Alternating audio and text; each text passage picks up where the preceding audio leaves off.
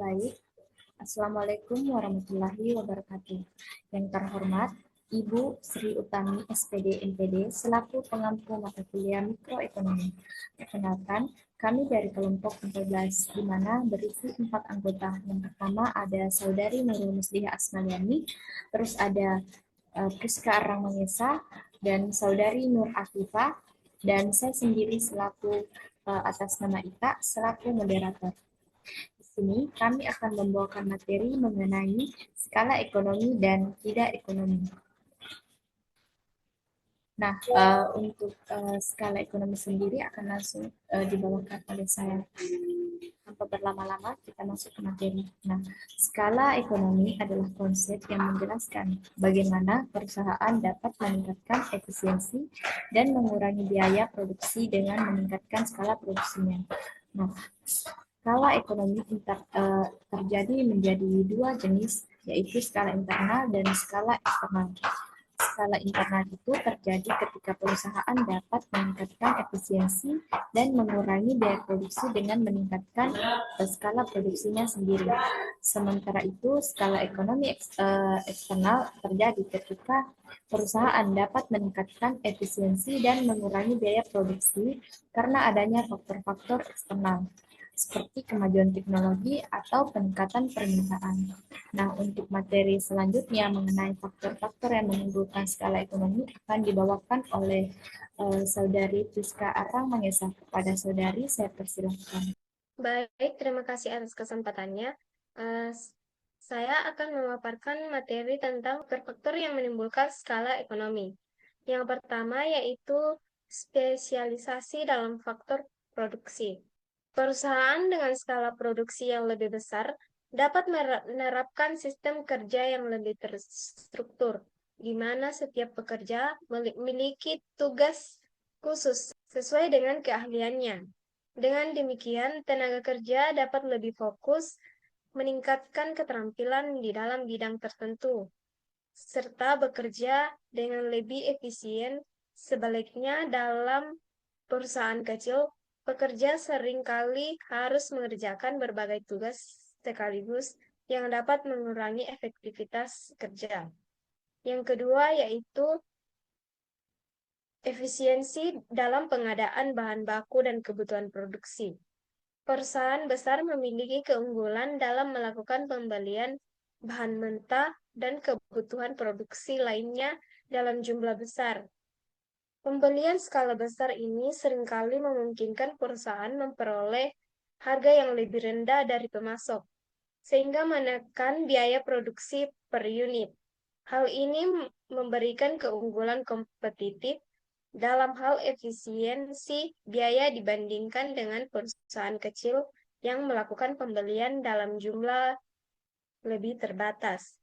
Yang ketiga yaitu pemanfaatan produk sampingan.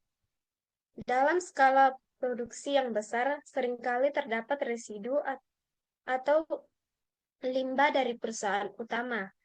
Perusahaan dapat mengolah limbah ini menjadi produk sampingan yang memiliki nilai ekonomi, sehingga mengurangi pemborosan dan menurunkan biaya keseluruhan produksi. Dengan cara ini, sumber daya dapat dimanfaatkan secara lebih optimal, menciptakan efisiensi yang lebih tinggi dalam operasional perusahaan.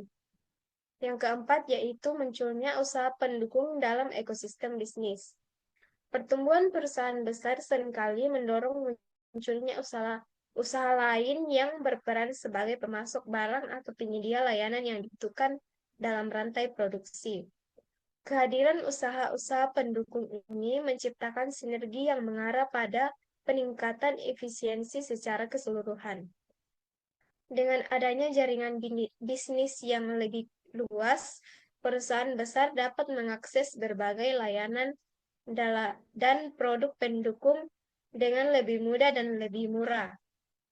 Dengan adanya faktor-faktor tersebut, perusahaan dengan skala produksi yang besar dapat menghasilkan barang dalam jumlah yang lebih banyak dengan biaya rata-rata yang lebih rendah, memberikan daya saing yang lebih kuat di pasar. Sekian dari saya, selanjutnya akan Lanjutkan oleh Nurul Muslia Asmaliani.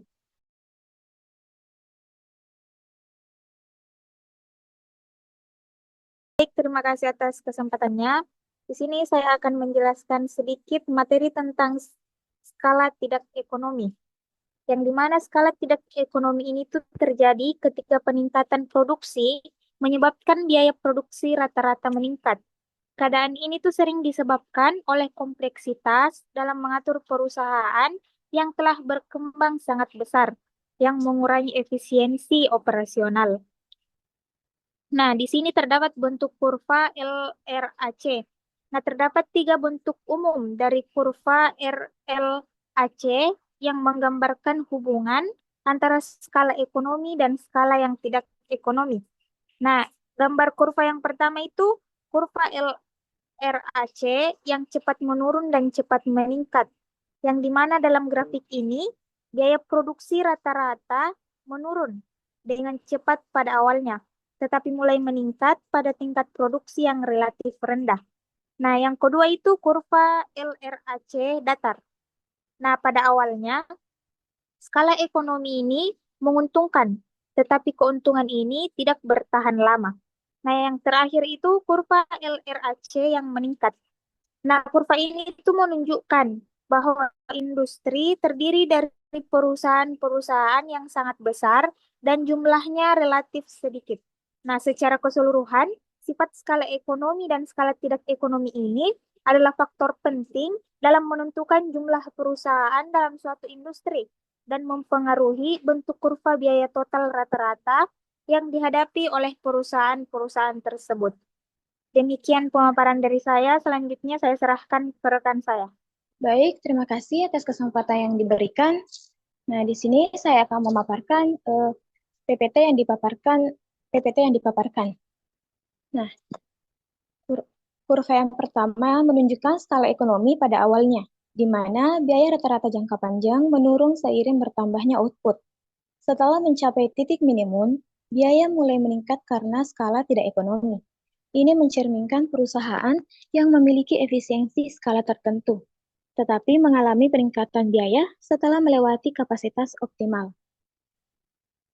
Kurva yang kedua menggambarkan situasi di mana biaya rata-rata jangka panjang terus menurun seiring bertambahnya output. Hal ini menunjukkan bahwa perusahaan terus mendapatkan manfaat dari skala ekonomi tanpa mengalami skala tidak ekonomi. Biasanya terjadi dalam industri dengan efek skala ekonomi yang kuat, seperti industri teknologi atau manufaktur massal. Nah, kurva yang terakhir menunjukkan bahwa setelah titik minimum, biaya rata-rata tetap konstan dalam rentang output tertentu sebelum akhirnya meningkat.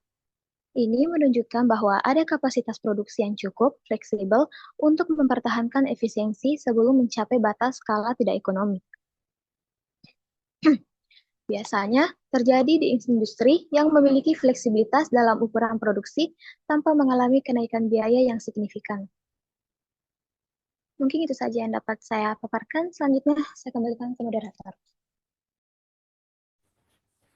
Baik, terima kasih sebelumnya kepada teman-teman atau rekan-rekan sekalian telah membawakan materi yang sangat luar biasa.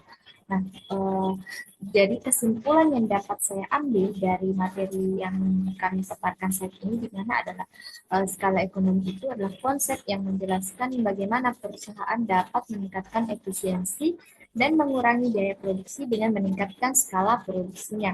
Serta skala ekonomi itu merupakan konsep paling penting dalam ekonomi untuk meningkatkan efisiensi dan mengurangi biaya produksi. Nah, mungkin itu saja materi yang dapat kelompok kami sampaikan. Kurang dan lebihnya mohon dimaafkan. Wassalamualaikum warahmatullahi wabarakatuh. Sekian dan terima kasih.